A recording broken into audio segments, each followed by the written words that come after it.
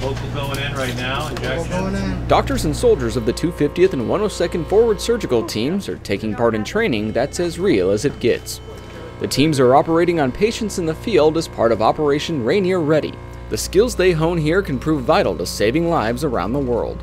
We know we can do it in a fixed facility. Now we have to be able to do it in a mobile tent environment within 24 hours worldwide. And so that's what the critical element is. Train with our equipment. Developed in the 1990s, Forward Surgical Teams are small, rapidly deployable units that have saved lives in places like Iraq, Afghanistan, and Africa in support of contingency and humanitarian operations. That experience, and training like this, continues to improve and refine military medicine.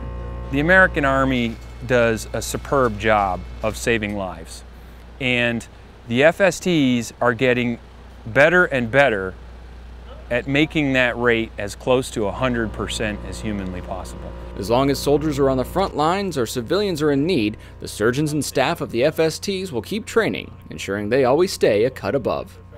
For the 5th Mobile Public Affairs Detachment, I'm Army Sergeant Bryan Spradlin. Do you have an IV and also